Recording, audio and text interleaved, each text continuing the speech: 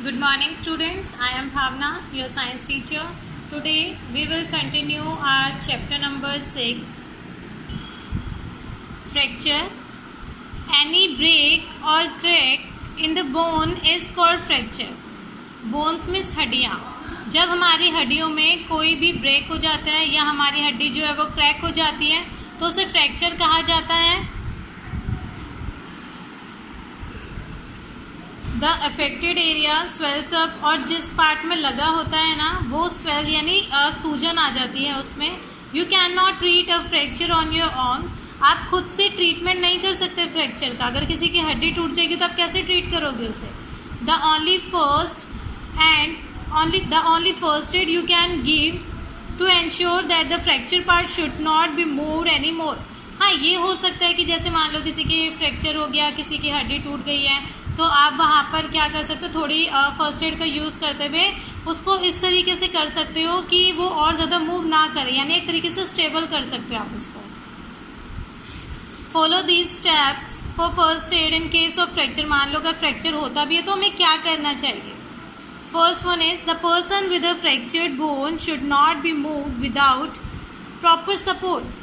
उस पर्सन को बिना किसी सपोर्ट के मूव नहीं करने देना चाहिए. ठीक है. Second, keep the patient calm and comfortable and then call the doctor immediately. पहले तो अगर पेशेंट बहुत ज़्यादा घबरा गया है तो उसको शांत करना चाहिए और फिर डॉक्टर को बुलाना चाहिए. Third, tie a splint with extends above and below the fracture bone to give support to the broken bone. ये हो सकता है कि हम कोई जैसे मान लो कि किसी भी सहारे से, मान लो कोई हमारे पास रस्सी है या कोई कपड़ा है, हम उससे उसके फ्रैक्चर वाली जगह पर बांध सकते हैं ताकि उसकी जो हड्डी है वो उसको सपोर्ट मिल सके. If the fracture is in the hand, अगर मान लो हाथ में फ्रैक्चर है, make a sling swing a cloth और a bandage. The sling give support to the arm and prevent its movement. अगर मान लो हाथ में फ्रैक्चर हुआ है तो हम बैंडेज लगा सकते हैं उसे. ठीक है. और जो कपड़ा होता है वो बांध सकते हैं ताकि उसका जो हाथ है वो ज़्यादा हिले डुले नहीं, एक प्रॉपर जो है उसको पूरा के पूरा एक प्रॉपर सपोर्ट मिल सके उसके आर्म को. जितना हो सके उसे हिलने नहीं देना चाहिए क्योंकि एक तो बोन वैसे ही ब्रेक हो रखी है पहले ही. If the fracture is in the leg, अगर पैर में फ्रैक्चर है, tie a splint around the fracture leg. Do not allow the patient to move his leg at all. पैर में है तो पैर में भी इसी तरीके से करना है. पेशेंट को ज़्यादा मूव नहीं करने देना, उसके पैर को ज़्यादा हिलने डुलने नहीं देना. सभी की एक कंडीशन होती है जहाँ भी फ्रैक्चर हुआ होता है उसका. If the patient has to be move he should be carried on a stretcher. अगर मान लो कि पेशेंट हिलना चाहता है या उसे हिलाना भी है तो उसके लिए उसे स्ट्रेचर का यूज़ करना चाहिए. Then take the patient to a doctor, और डॉक्टर के पास पेशेंट को ले जाना चाहिए. स्प्रेन मीन्स होता है मोच. When the tissues around a joint get torn without dislocation it is called a sprain. जब भी हम चल रहे होते हैं, जो ऊतक होते हैं उसमें डिसलोकेशन यानी वो अपनी जगह से पूरी तरीके से मूव कर जाता है. मान लो चलते चलते मेरा पैर मुड़ गया, यानी मेरे पैर की जो लोकेशन थी वो कैसी हो गई, टेढ़ी हो गई. तो ऐसे में क्या होता है, मोच आ जाती है. Sprains causes swelling and discolouration of skin and are usual very painful. और जो मोच आ जाती है तो पैर भी सूज जाता है, चला नहीं जाता. स्किन भी जो होती है उस तरीके की हो जाती है, पूरी सूजी हुई सी हो जाती है. बहुत ज़्यादा दर्द होता है जब भी हमारे पैर में मोच आती है. ऑलवेज अप्लाई कोल्ड पैक्स और ice cubes on the injured joint. और जब कभी भी ऐसा होता है, मोच वगैरह आ जाती है, तो आइस क्यूब वगैरह का यूज़ करना चाहिए. टिल स्वेलिंग डिसअपियर, जब तक उसकी जो सूजन है वो कम ना हो जाए या पूरी तरीके से ख़त्म ना हो जाए. बर्न्स, अगर जल जाता है तो क्या करना चाहिए.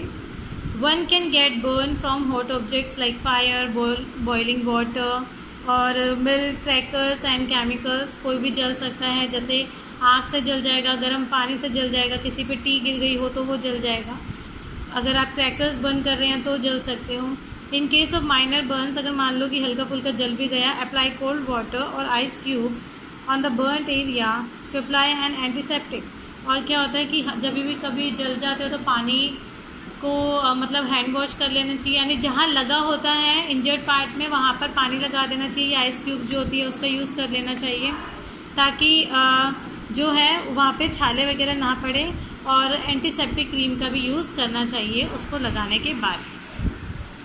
Fighting fire, first one is building is on fire. अगर मान लो किसी बिल्डिंग में आग लग जाती है, call up and inform the nearest fire station so that the fire brigade may come and control the fire. अगर मान लो किसी बिल्डिंग में आग लग जाती है तो नियर का जो फायर स्टेशन होता है वहाँ कॉल करना चाहिए, ताकि आग बुझाने वाली जो गाड़ी होती है वो आकर आग को बुझा सके।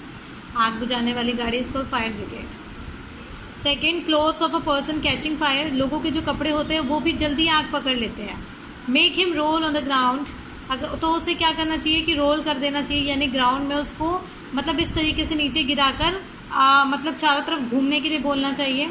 Do not allow him to run about in a panic, this can spread the flame. और अगर ऐसा होता है कि किसी पर्सन में आग लग जाती है तो उसको भागने नहीं देना चाहिए, क्योंकि भागेगा तो हवा की वजह से और ज़्यादा स्प्रेड होगी जो आग होगी। तो ऐसे में उसको नीचे लेटाकर घूमने के लिए बोल देना चाहिए, यानी रोल कर देना चाहिए। Cover him with a blanket, blanket से कवर कर देना चाहिए। This puts out the fire by cutting of the air supply. अब क्या होगा, ब्लैंकेट ढक देंगे तो हवा को जाने की जगह नहीं मिलेगी, तो ऐसे में आग बुझ सकती है। Fire due to short circuit, कभी करंट की वजह से भी फायर लग जाती है। Switch off the main switch, जो आपका मेन स्विच होता है घर में उसको आपको बंद कर देना चाहिए। Never throw water to put it out because the current may spread and cause electric shock.